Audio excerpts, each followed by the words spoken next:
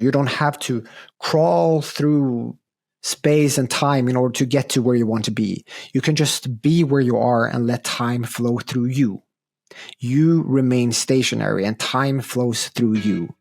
And eventually the future that you have in mind will reach you, and you will be ready for it if you stay present and you do your work to improve yourself and be prepared for that future when it arrives.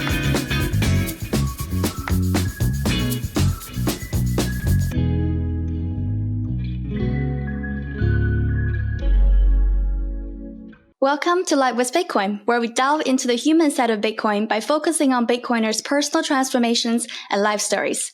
I'm your host, Vivian. Thanks for tuning in. If you like and want to support our mission on shining light on the human side of Bitcoin, remember to subscribe to this channel, leave a comment, or send a few sats from link in the description. Today, our guest is Ioni Appelberg, a medical doctor from Sweden, researching how psychedelics can be best implemented for palliative care. He's also a YouTube creator who makes whiteboard explainer videos about Bitcoin and the author of Abundance Through Scarcity. Welcome, Ioni. Thanks for joining me today. Thank you for having me. We met during Bitcoin Atlantis, where both of us have lost our voice. So this is my actual voice, by the way. And this is mine. Perfect. This is the first time for me to record an episode at 2 a.m. And I told you how you'll probably get an even more sentimental version of me. So hope you enjoy it. I already am. You're a medical doctor. So what does a typical day look like for you? I wake up. I brush my teeth. I grab my bike and I get to work in 2 minutes. I spend my day at the office and I see a variety of patients. I am a general practitioner, meaning that I do all kinds of things. And here in the rural part of southern Sweden, we get to do a whole lot of things, which is very fun. What I enjoy most is surgery. I think that's most fun. I also like, I think psychiatry is the most exciting field to explore. And internal medicine is, of course, the basis for everything. So that is where I put my main focus. After work, I finish at 5, I get off at 5, and then I head straight to the gym. Every day, no days off. And then I get home and I write until I get to bed, and then I read for half an hour. That's my days. I can already see a lot of discipline in this, because every single day at the gym, there's a lot of healing going on a daily basis, and there's a lot of reflection. I've been injured for quite some time, but I am now in a place where my body allows me to again do the things that I want to do with it, which makes me very happy. I was reading the 4 agreements last week. I finished it last week, and I remember seeing it in one of the agreement is that we have to do our best, and that do our best is not necessarily the same every day. Like on a sunny day, your best is not the same as your best on a cloudy day, or your best today may not be your best yesterday. And it seems so intuitive and easy, but I think it's something that it really struck me at the time as I was reading it. I was like, yeah, you're right. It's about doing our best. But before, I already knew that, but before I didn't think about how the best is also a variable on a daily basis. So it's really about, there's a lot of self-acceptance going on in there. So it's good to see that you're getting back to where you were just constantly trying your best, I guess, with your body in the flow state. You know, there's a story about this 95-something-year-old, 98, 100-year-old guitar player. And sitting on his bed, basically his deathbed, he's still holding his guitar, practicing simple scales and chords. And when asked, why do you still practice? You are 100 years old. You are literally sitting on your deathbed. Why are you still practicing? And the answer came, because I am still improving. And that is the job of human beings. Our job is to continuously improve ourselves. That is what we are as a species. We are self-improving entities. And it should be our sole task in this world to improve ourselves, to improve others, and improve our surroundings, the world. And in order to improve ourselves, we can choose whatever paths that suits us. And as you so insightfully say, Vivian, doing our best to improve ourselves varies from day to day. Somebody who loses his or her health only wants to get better and will do what they can to improve their health. Somebody who is at their peak intellectually, physically, and spiritually has a completely different path. But our paths are ultimately individual, but they also converge, and we have paths on a collective level as a species. That is how we shape civilization, by improving ourselves, improving our minds, and improving our bodies, and then letting the best versions of ourselves contribute to humanity. I have a similar story kind of along this line. There's a grandma who's at 60 years old, want to learn violin. And she said, "Oh, I'm already 60. I've wanted to learn violin my whole life, and now it's too late." And then she ended up lived until 90 years old. And then she then regretted and thought to herself, wow, if I started at 60, I would have already played the piano for 30 years. And I guess this is another, like, I get reminded of this all the time. I remind myself when I try to do something and think, oh, it's too late. But I try to remind myself it's not. And it's always better to start today. And, you know, you never know. Maybe you get to do this forever, right? You have to, the best time to plant the tree is 10 years ago. And the second best time is now. So it's just one of those things. Yeah, my mom is starting to stack sats now at 65. and I am just starting my calisthenics journey, closing in on 40. Right. Yeah, exactly. There's never too late. And I love how people have different timelines for things. And it's a great comfort to know that everybody has their own timeline for things, for their self-discovery, for their self-transformation. It literally takes a lot of my anxiety away. Like I'm like the number one person who hates to feel anxious. So this is something that constantly take my anxiety away. Just know that I have my own path and I don't have to look at everybody else around me or away from me to feel ahead or behind, because it's not about that. We don't need to look horizontally. It's more of a vertical thing, is us versus us on a daily basis. I watched your interview on Bitcoin for Peace with Valerie and was kind of blown away. I'm a pretty intuitive person. I can usually pick up when people are comfortable wearing their own skin. And I can definitely see you're one of them. And you also seem to be a person who we kind of share that personality with, that are pretty obsessed with the experience of being human and becoming human, in a sense. We'll get into that in a sec. One of the topics that I want to delve into is psychedelics. Can you explain to us what is psychedelics? Like, I'm a 5-year-old, maybe not like a 5-year-old, but without getting technical. Psychedelics are a group of substances that temporarily alter your state of mind fundamentally.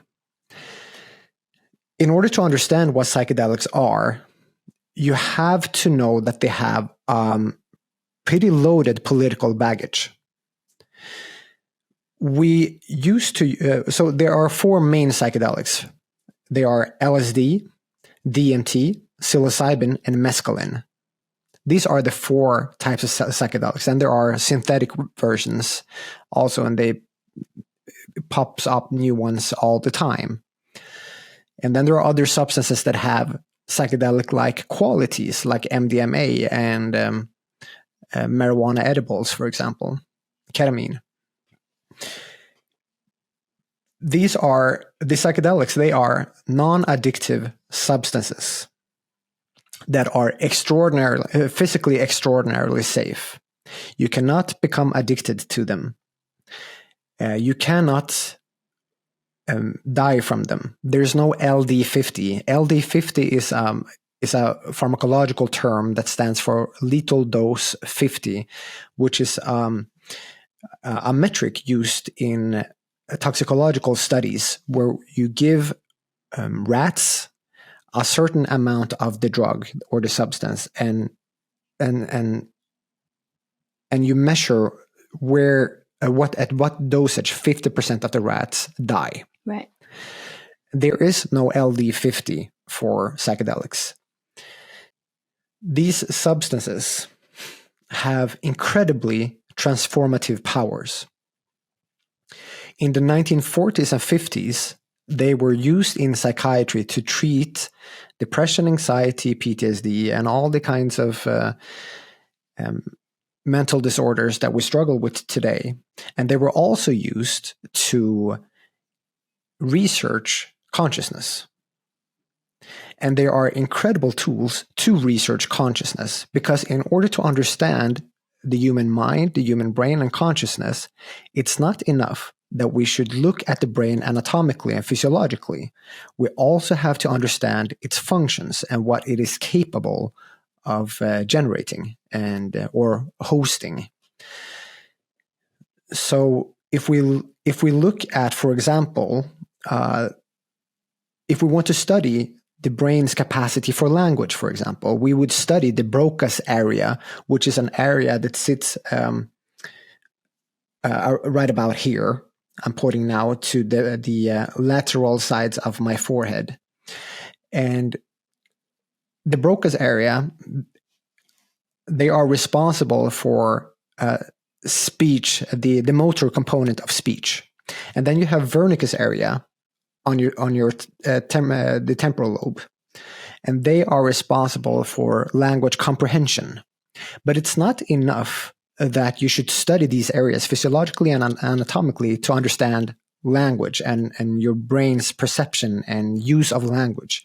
In order to understand your brain's role in language and how it deals with language, how it generates language, how it understands language, you also have to look at poems, at literature, at music, at how the brain perceives beauty in language, how it creates poetry that at certain points in our lives may feel like just creative expressions and a luxury, but when we actually experience loss of a loved one, or when we fall in love, or when we have our hearts broken, it becomes sustenance.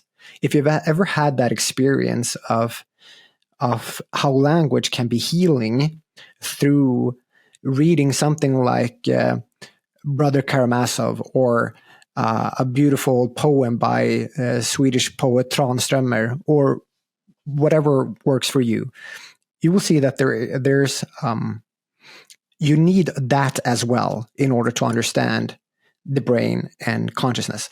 So what psychedelics do in this aspect is that they show us what the brain is capable of perceiving, which is in a radical contrast, in stark contrast to our everyday consciousness. For some people, if you take an heroic dose, as it's called, of any type of psychedelic, and you completely switch out your mental operating system to another one, right, you will have a different kind of experience as a human being on this planet, one that you did not know that you could have. And when you are in that place, you have the mental capacity, you have the mental operating system to understand that place. But when you are back in this state, you cannot, because that place is a place beyond language. It is a place beyond your mental capability as when you are in your normal problem-solving state of mind, as you and I are right now. It's so that makes it very difficult when you come back to this state to describe that other state. You can bring back lessons, you can bring back ideas, you can bring back the sensation or the notion that there is other ways of perceiving this world, because right now you and I are interacting with the world through our biological aperture in the forms of our ears, eyes, and senses. And then we have the brain interpreting these signals and generating this world in our heads. So our brains are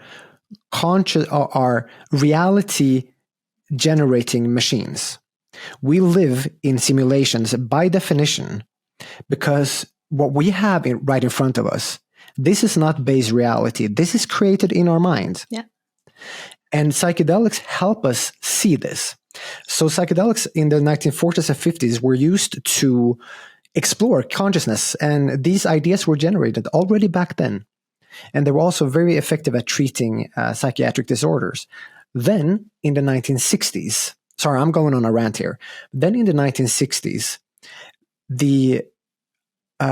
these substances leaked out into society, and they were adopted by young people who found that the use of psychedelics, they found psychedelics to be so transformative that it's formed a new culture that had never existed before in the modern West.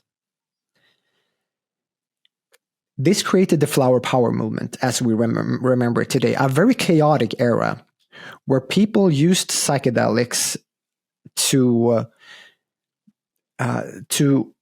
forge a new path in life and in society. They realized, people using psychedelics in the 1960s realized that the way that the Western world was heading was not the way that was most beneficial to humanity and society. So they said, no, we do not want to be part of your establishment anymore. We are making our own world, and you can be part of it if you want, but we are no longer partaking in your world. We are creating our own. They said no to fighting the wars of the government. They said no to conformity. Because what happened, an unenlightened society promotes conformity. But these people started having spiritual enlightenment. So meaning that they began to discover who they really were, and they started to practice self-alignment. And eventually it became impossible to deny who they really were. Right.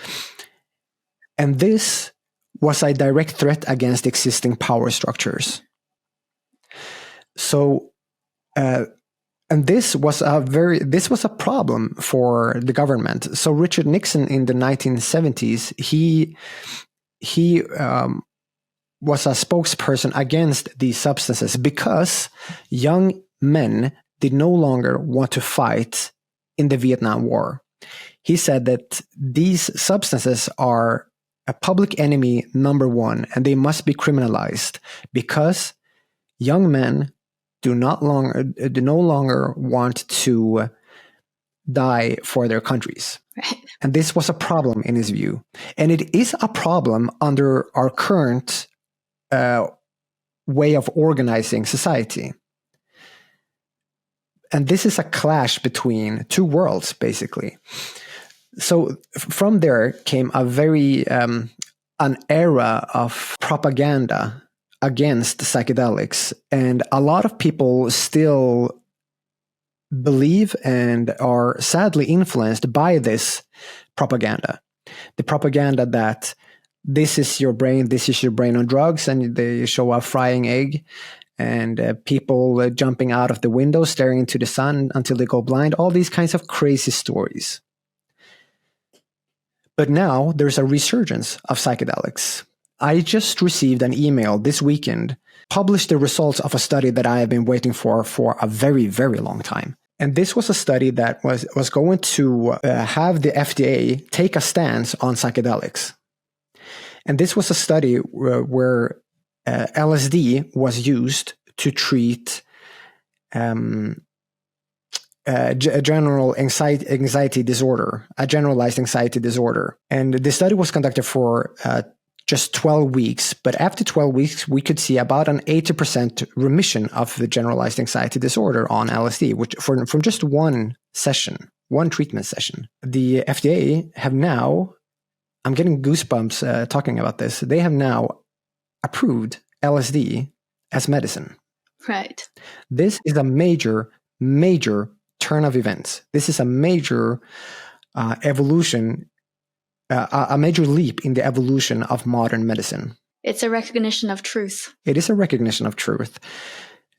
So that is my rant on what psychedelics are.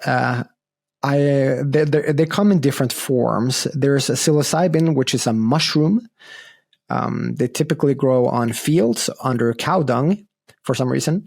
And then there's LSD, which is produced from ergot, another mushroom that grows on rye. And then there's mescaline, which is a cactus found in Central America and Mexico. And then there's DMT, which is the active component, the active component in ayahuasca. I love how you call our brain the reality generating machine, because I agree, and I oftentimes call myself my own brainwash artist for that very reason. Is that I choose to construct my own reality. And I'm also a firm believer of the whole simulation theory, and at this point, it's more scary for me to even think about the possibility that this is actually not a game. Like in a way, this is the whole thing. The reality is a game is way more comforting than the otherwise. Well, if we live in a simulation, that is we do live in a simulation, but if we live in somebody else's simulation, that gives us a purpose. Like we exist for a purpose if we are somebody else's simulation. So then you don't have to struggle to find meaning. And as we are currently living through a meaning crisis, that can be comforting to some. I can absolutely see that, but it shouldn't take away from our responsibility of having a human experience to the fullest of our capacity. I believe everyone comes to our lives with their mission, and they come to fulfill that mission. And when they've done it, is the time that they leave. So when we lose someone in our lives, it's not goodbye. It's a completion. It's a completion of we as ourselves. Is completion of our mission in their lives is also the completion of their mission in our lives. Yeah, two things on that.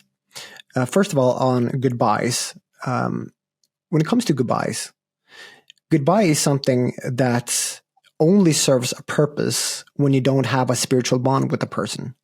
Because when you have a spiritual bond with a person, there's no need for a goodbye. Because there's no separation. There's never any separation. And I have basically discovered now in my adult life that I know of at least 3 people, possibly 4, that are my true soulmates, in the sense that they are, I feel that we have the same soul, meaning that if we say that we are spirits visiting this planet, having a human experience, we are either one and the same, going together, or we are some kind of cosmic partners going through different realms and having different experiences. This is not something I believe to be a fact, but it is something that it is a feeling that I cannot deny exists. And you can have different definitions of what a soulmate is, or your soul friends. But finding these people, when you find these people, you know that no, goodbyes are never necessary, because the bond cannot be broken. It always exists between you. There's some sort of entanglement happens. Sure, you could call it that, I suppose. I've almost given up on the pursuit of meaning voluntarily, in the sense that I find the mere fact of existence meaningful enough. I have a fairly stochastic view of life. I think life is very chaotic, and it lacks inherent meaning. Meaning is what we give it. And and that is not a trivial thing to say. That doesn't mean that meaning doesn't exist. Well, it doesn't mean it exists inherently, but that doesn't matter, because it exists subjectively, and that is the only way meaning can exist. And that also makes it stochastic and chaotic, which is beautiful in itself. Exactly. So I think it was Brian Cox that said, the physicist and astronomer. I think it was he who said that, imagine our world leaders. They have the power to, as humanity has developed nuclear weapons, our world leaders essentially have the power to exterminate an entire civilization, our entire planet, at least send us as far back as to the Stone Age, and possibly exterminate the human species. And imagine then, if we are the only species of our level of consciousness and intelligence in the entire Milky Way. If that is the case, our world leaders have the capacity to terminate meaning in an entire galaxy. They have a cosmic responsibility.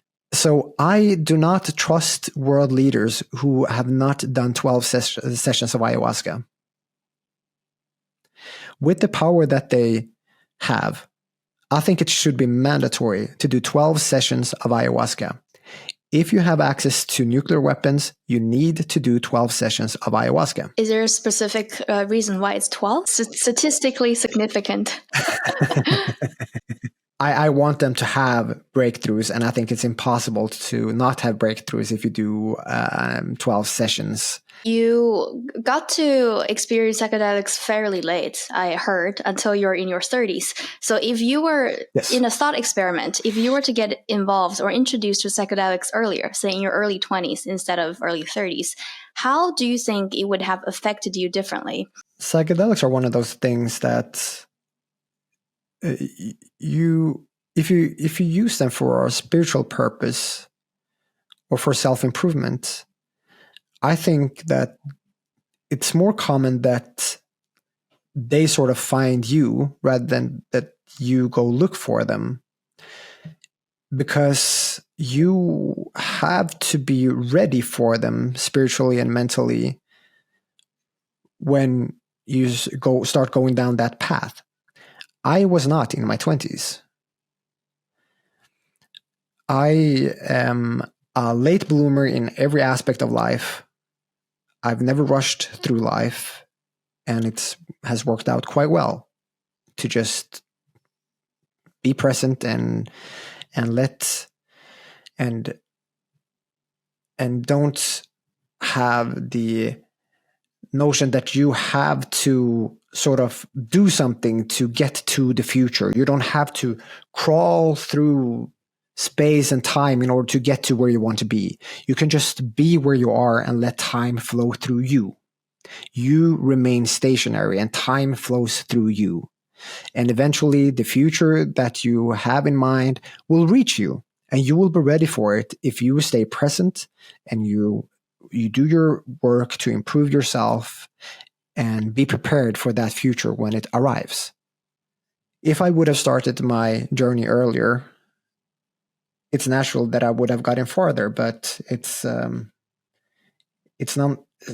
something that I can think about. It's kind of the same idea that, like, imagine if I would have found Bitcoin. I knew you were going to say that. Do you believe psychedelic is something like Bitcoin, where the sooner you get it, the better? Because when we have seen something, when we have viewed the world through a specific lens, we cannot unseen it.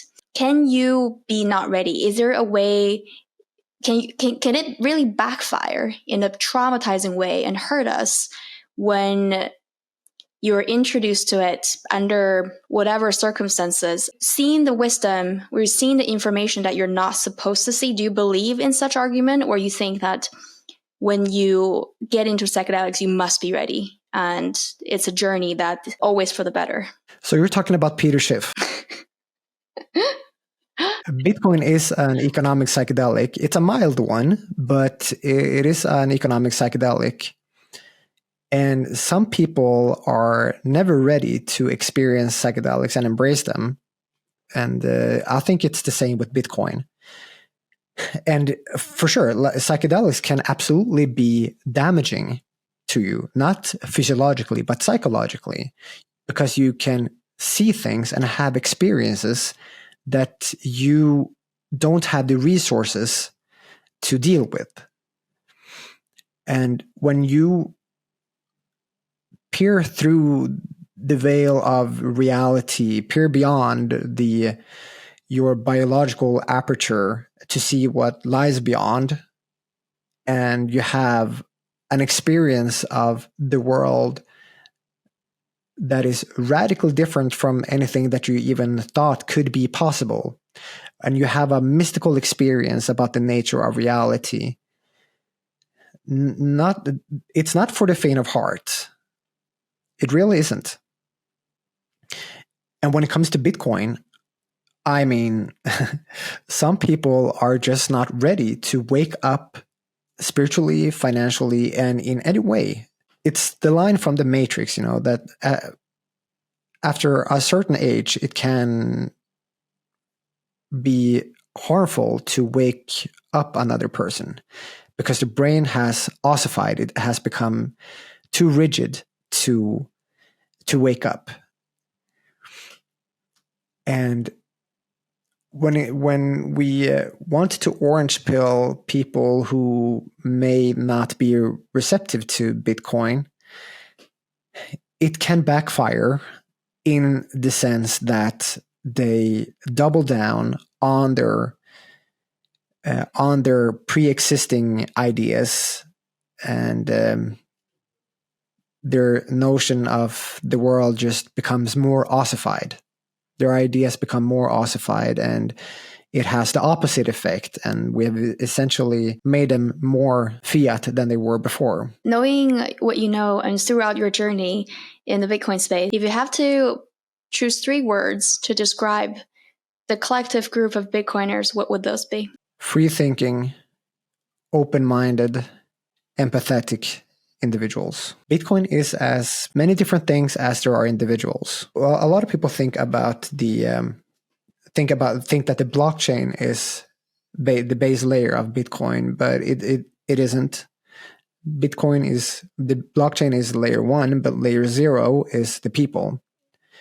You and I running the nodes, communicating, exchanging value, exchanging ideas. We are the base layer of Bitcoin. And we come to Bitcoin with a lot of different backgrounds. For some, Bitcoin is a tool for freedom.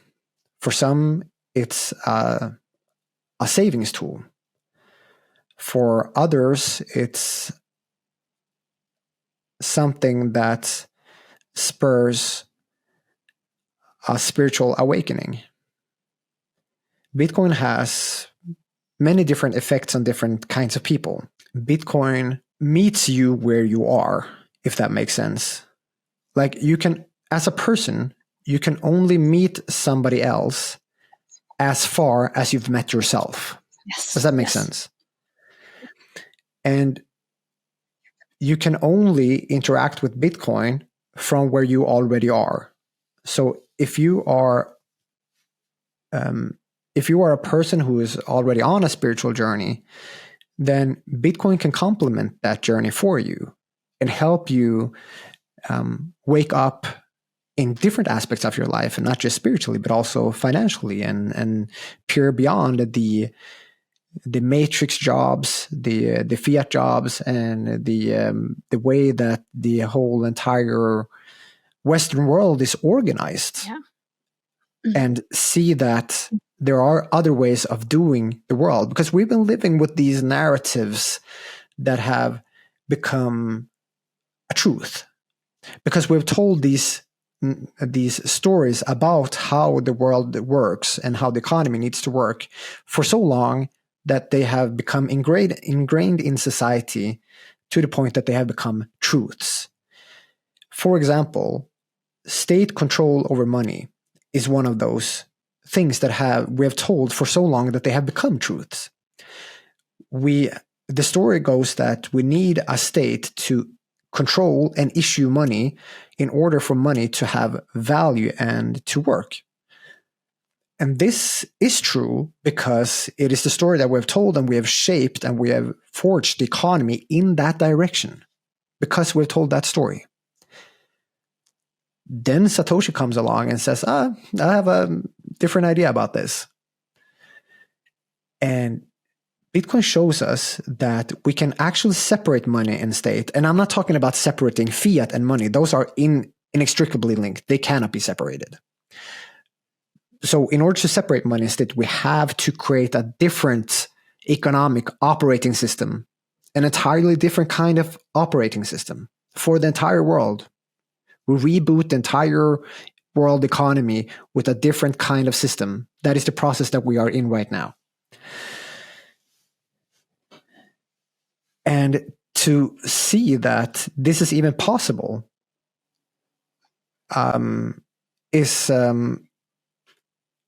it's an idea so radical that it borders on a psychedelic insight. There are other stories about the economy that have become truths because we told them for so long, like inflation. Like the story goes that we need a certain amount of inflation in order for the economy to continue to operate as we want it to operate, and to shield the economy against harmful deflation. But when we introduce a monetary system with based on absolute mathematical scarcity, with a monetary supply that cannot be debased, there's 21 million bitcoins and there will never be more. And this is the entire pie of tokens that will represent the entire world economy. And as individuals, as corporations, as nation states, as organizations, we will each hold a fixed percentage of that entire pie. And your sliver of that pie will grow with the economy. And this is an idea that the fiat system cannot recognize. It's beyond its capacity to understand. Bitcoin is an economic psychedelic in the sense that it holds up a mirror to the economic system and exposes its flaws in the very same sense that psychedelics do to you. When you ingest psilocybin, it will drag you through hell and back and show you exactly what is wrong with your way of thinking, your way of responding to your situation and your life, and you will be shown the flaws of your reasoning, of the stories that you carry with yourself in your life. If you have a story that is very limiting, like I've, for the longest time, have had the story that I cannot follow some of my dreams. Like I could never become an author. I could never find love. And these are stories that are very deeply ingrained in me. And psychedelics have shown me that these are just stories that I tell myself about myself. And as I tell these stories to myself, I make them ingrained in my brain to the degree that they become my truths. Because your reality is basically a reflection of your mind. And if your mind is filled with stories that are harmful to your success and your happiness, then you are bound to become unsuccessful and unhappy. Right. So what psychedelics do is that they introduce entropy into your brain so that you gain the plasticity to actually change these stories when you see that they exist and that they can be changed. So the analogy is the snow hill analogy, which is, it's a famous and very powerful analogy. So you can picture your mind as a snow hill and your thoughts and behaviors as sleds going downhill. And these sleds, your thoughts and your behaviors, they carve grooves in the snow. And the more that you go down these particular paths, the deeper the grooves becomes. And eventually it becomes increasingly difficult to deviate from those thought patterns and behavioral patterns. Yeah. So you cannot explore any other territory in your cognitive landscape because you only have those paths. But psychedelics come in like with a fresh layer of snowfall, and now all of a sudden you have an option where you didn't before. You can now explore new territory in your cognitive landscape. You are no longer shackled to your faulty algorithms of your brain and to your past. So you give yourself a blank slate with enough plasticity of the brain to create new stories and to become a new person. Right. To become the person that you want to be. And this is what Bitcoin does for the economy as well. It comes in as with a fresh layer of snowfall onto the stories, onto the economic hill of the world, if you will, and lets us try different paths to change our stories about how the economy should work.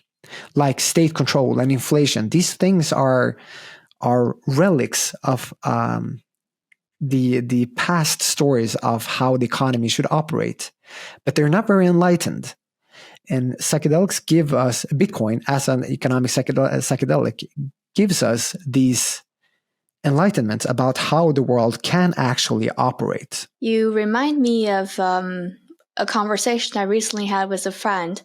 And the sentiment I was left to meditate with was, what is the self? It's not what we think we are. It's not what other people think who we are. It is what we think what other people's are in our eyes. Is the others in our own eyes. Seems like Bitcoin and psychedelics offer us this lens to view not only ourselves differently, but more importantly, the world around us. A pair of fresh eyes, refreshing and leading us, giving us new perspectives. This is Life with Bitcoin. I'm your host, Vivian, and we'll see you in the next episode.